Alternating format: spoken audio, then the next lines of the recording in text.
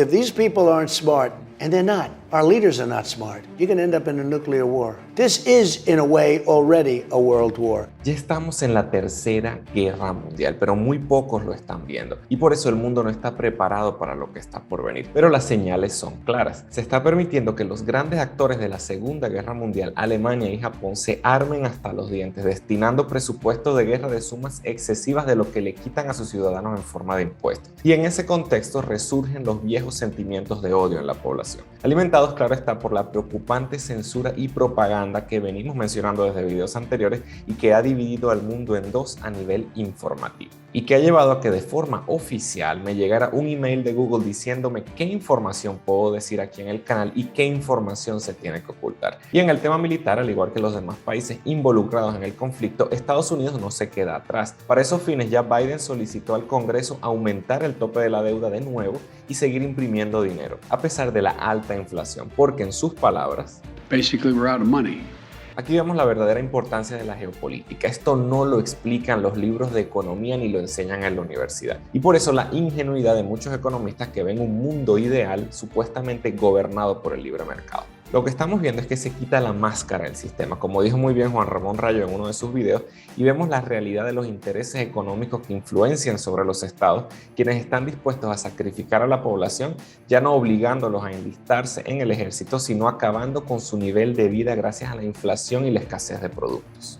Por eso BlackRock, la mayor corporación gestora de fondos de inversión a nivel mundial, en su último reporte para los inversionistas, puso el riesgo geopolítico y militar en el punto de mira de lo que está por venir. Ya vimos como Biden anunció que los bienes que están confiscando a los millonarios rusos en el extranjero los van a vender como botín de guerra para financiar las armas que están enviando hacia Ucrania. Armas que va a visitar Biden en las plantas de producción, tal como lo hacía el expresidente Roosevelt en tiempos de la Segunda Guerra Mundial, para animar a la población este esfuerzo de guerra que según Biden es patriótica y humanitaria. Y justamente aquí ves BlackRock un gran peligro, que todo esto siga escalando y se salga de control. Y ya vemos señales de eso, con el envío de armas no solo defensivas, sino ofensivas hacia Ucrania, y el empuje de la OTAN para que sean usadas para atacar territorios rusos. ¿Y cuál está siendo el efecto de todo esto en los mercados? Pues mientras hay mucha incertidumbre en la bolsa, la industria de armamentos reporta grandísimas ganancias. Por eso decidí recurrir a mi asesor Ramón Liranzo de Yo Puedo Invertir, quien nos va a aclarar el panorama para determinar qué significa todo esto para la economía y los mercados, a qué debes prestar atención hoy para protegerte y aprovechar las nuevas oportunidades de inversión que surgen en este contexto. ¿Serán las tierras, oro y Bitcoin? Para descubrirlo no olvides suscribirte al canal y así mantenerte informado de esta diversidad de puntos de vista que no encontrarás en ninguna otra parte. The total influence, economic, political, even spiritual, is felt in every city, every office of the federal government, by the military-industrial complex. Vemos la crisis geopolítica, vemos los problemas de la guerra y la posible, digamos, escalamiento de este conflicto y que otros países se metan todavía, digamos, y se complique más el asunto y se ponga más feo todo.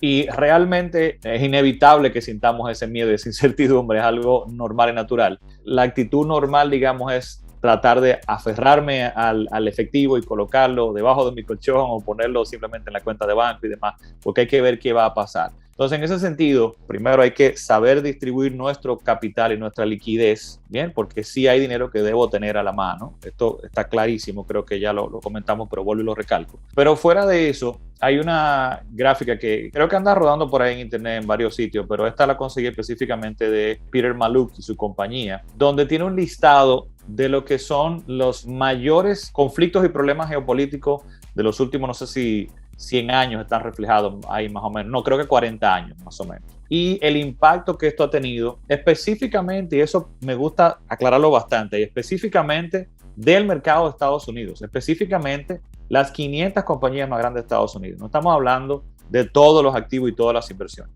pero esta es la que más llama la atención, la que más se refiere, la que se usa como índice de referencia para las otras inversiones, para ver qué también estoy invirtiendo, porque ha sido la mejor inversión en los últimos 100 años de forma pasiva. Entonces, ¿cuál ha sido el impacto? Yo voy a llamar la atención específicamente al final, donde presenta lo que es el promedio de la caída de todos esos periodos. El promedio de la caída ha sido de un 4.6%, dice acá. El periodo en llegar al punto más bajo, desde el punto más alto, otra forma que a mí no me gusta medir las cosas, porque yo digo, es que tú tienes que haber tenido muy mala suerte para haber entrado específicamente en el punto más alto y salirte en el punto más bajo, pero veámoslos así, porque sí, por lo menos esta medida ayuda a lo siguiente: a entender a qué te vas a enfrentar emocionalmente, porque tu dinero va a estar ahí dentro del mercado y tú vas a ver ese numerito que te dio, bueno, yo tenía 10,000 y ahora tengo 11,000, y de 11,000 ¿cuánto bajó? O sea que mentalmente lo vas a ver así. No lo recomiendo, pero nada, veámoslo así.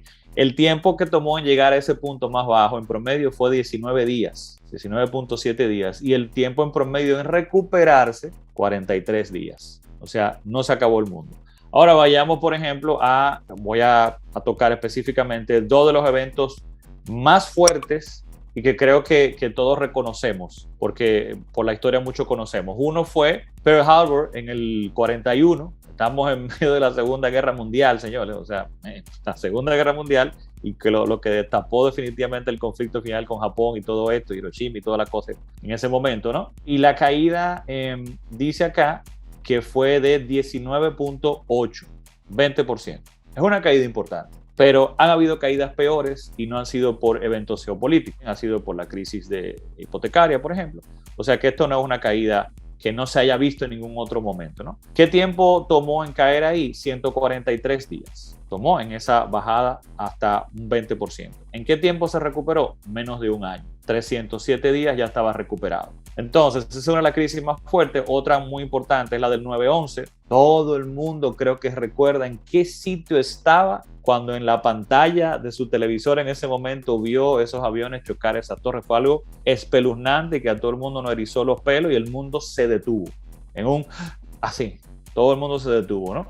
Y todo el mundo estaba viendo qué iba a pasar, si definitivamente quién fue que lo hizo, si se iba a destapar otra guerra mundial y demás. O sea, ¿qué es lo que está pasando aquí? Mucha incertidumbre. Y en ese momento dice esta tabla acá que la caída fue de 11.6%. Otra caída importante, pero no de un 20, 11.6 en 11 días. ¿Y en qué tiempo se recuperó, Gabriel? En 31 días. 31 días estaba de vuelta a como estaba anteriormente. Esto no es un portafolio diversificado, que lo hubiera ido de forma diferente. Esto no son otras inversiones. Combinado con otras cosas, ese no hubiera sido el impacto. Entonces, sí podemos ver bajadas y crisis importantes, pero no necesariamente digamos que es el fin del mundo. Ahora bien, a pesar de todo esto, se mantiene la pregunta: ¿qué viene de aquí hacia adelante si continúa profundizándose el conflicto, junto con la tendencia que venimos mencionando desde videos anteriores con la división del mundo en dos grandes bloques? En cuanto al conflicto, ya el presidente de Ucrania solicitó miles de millones de dólares para aplicar un plan Marshall como el que se aplicó en Europa después de la Segunda Guerra Mundial. Y en cuanto a la economía, ya las potencias occidentales dejaron de promover la llamada globalización y el libre mercado y ahora empiezan a fracturar el mundo, retrasando un poco los planes de China de interconectar aún más el globo con la llamada Ruta de la Seda. Pues el portavoz de la Cancillería china afirmó que este no es un conflicto entre Ucrania y Rusia, sino una guerra entre la OTAN y Rusia.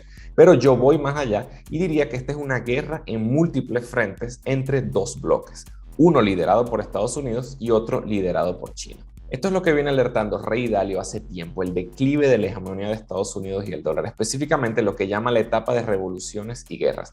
Y en ese sentido, él ya está viendo que entramos en tiempos de mucha incertidumbre a un nuevo mundo de baja rentabilidad en las inversiones. Entonces, ¿qué podemos hacer ahora? ¿Tratar de adaptarnos y aprovechar las oportunidades o mantener una estrategia fundamental de largo plazo? Con respecto a lo que tú comentabas de tratar de navegar la situación y buscar oportunidades, hay un video que tú me compartiste de Raúl Pogo que me gustó muchísimo, que él hablaba de esto. Estamos hablando de Raúl Pogo, una persona brillante en lo que es la parte de las inversiones, que eso es lo que hace. Ese es su trabajo diario, su 8 a 5. Y es un inversionista macro, ¿no? Viendo las tendencias globales y demás, lo que está pasando en el mundo, en las diferentes economías globales, para tratar entonces de anticipar y de ir colocándose según lo que él entienda que puede beneficiarse más o protegerse más en un momento. Y él concluía diciendo: estos no son momentos para tú pensar que te las sabes todas. No te las sabes todas, decía él. Es algo que hay que tener mucho, mucho cuidado. En el caso de tratar de hacer apuestas, yo se lo dejaría exclusivamente a los profesionales de esa área, a los traders experimentados de esa área, no trataría de, y incluso a ellos, incluso creo que era el mensaje que decía Raúl Paul de, incluso tú ten cuidado porque es impredecible a nivel geopolítico. Cuando hay conflictos geopolíticos, no es lo mismo que yo poder ver tendencia de lo que está pasando en una economía y predecir cosas. Es todavía más impredecible lo que puede pasar a nivel geopolítico. Tú no sabes en qué momento puede estallar algo y se te puede ir al contrario, pues, el trade que estás haciendo. O sea que es algo que yo para nada recomendaría. Hay mucha gente que va a hacer mucho dinero haciendo eso. Hay gente que va a perder mucho dinero. Entonces hay que entender los riesgos en ese sentido. Sí, y me gustaba que él plantea como, él dice, bueno, posibilidades. Uno, no hacer nada.